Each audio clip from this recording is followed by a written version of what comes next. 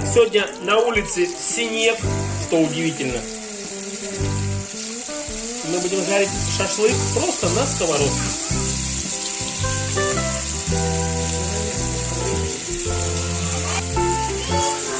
Сегодня мы будем готовить мясо, маринад с горчицей, мед и горчица. Этот маринад, который мы используем для этого вкусного блюда, будет очень-очень вкусно. Сразу же вначале мясо немножечко перевернуть.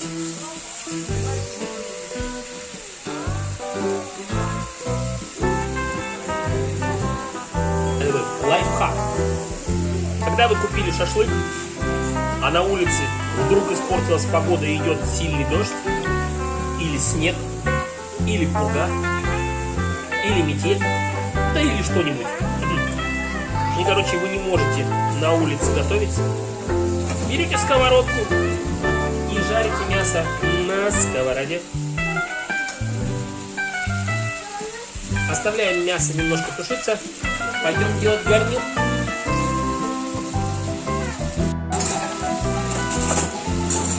Берем вилочку и вилочкой аккуратненько переворачиваем. Главное, когда готовится мясо, чтобы оно не стало жестким. Для этого нужно, чтобы оно не пересохло, не пережарилось. Если смотрите, что начинает немножечко подсыхать, можно добавить немножко воды кипяченой. Но не переборщить, чтобы оно не получилось вареное. И кладем в кастрюльку и доливаем кипятка. Не забываем переворачивать мясо, чтобы оно приобрело красивый оттенок и вкус на пищу. Отлично, запах непередаваемый. Просто шикарнейший. Добавляем немного кипяточка и накрываем крышкой. Мяско готовится, тушится. Лапшичка тушится, варится. Прожаренное мяско просто огонь. Сейчас попробуем.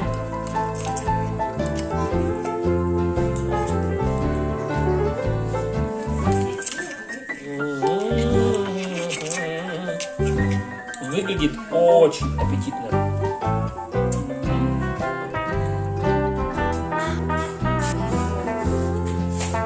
И очень важный момент. Вот этот вот бульончик, который остался, выливаем вот сюда. Лапшичка окрашивается в такой слегка золотистый оттенок. И получается очень-очень вкусно. И очень важный ингредиент, который заливается почти что в конце, это сметана.